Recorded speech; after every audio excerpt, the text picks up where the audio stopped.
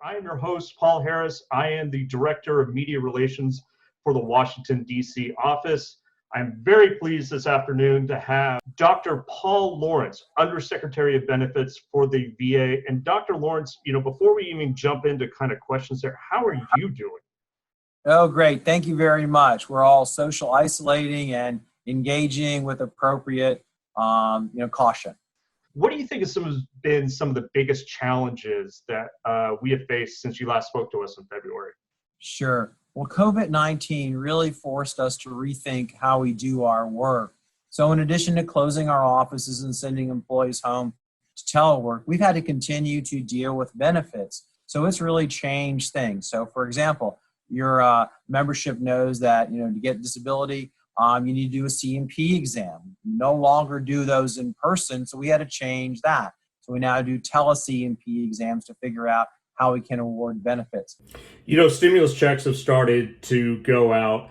What have been some of the hurdles the VA has encountered, with this kind of new program? So how we got involved was trying to take care of our veterans who don't file taxes. So let me explain. If you made in 2018 made less than $99,000 a year and filed a tax return and got your refund electronically deposited in your bank account, you don't have to do anything as a veteran. You'll get your check and you can track it on the IRS.gov website.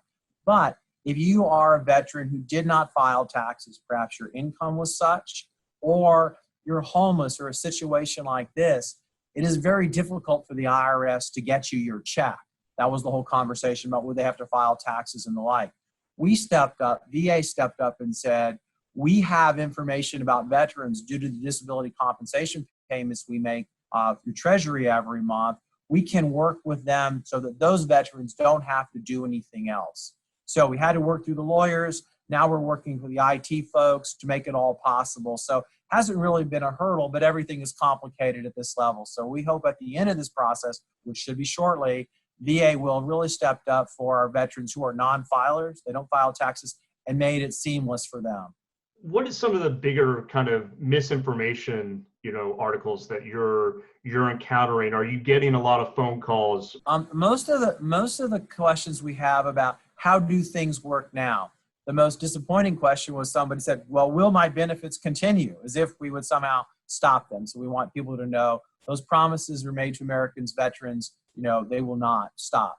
One of the things we want to make clear is we are in fact processing claims because we are telework enabled. We are in fact taking care of our student veterans through the GI Bill based on the new laws and the laws that will probably change in the future. We continue to do vocational rehabilitation and counseling, often through telecounseling. So we really adapted as best we can. Where can people follow you on social? I know you're very active on different platforms, especially LinkedIn. Sure. On LinkedIn, you can just follow me. My name is Paul Lawrence, just as it's spelled.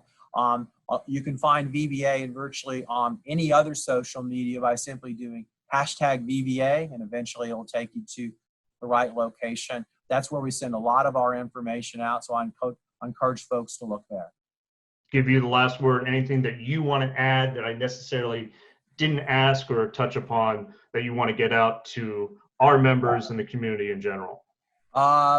Nothing that you didn't add, but I would really want to thank American Legion for its continued partnership and support of VBA and our mutual interest of making sure we reach out, touch veterans, let them know what's available and how we can help them access what they've earned.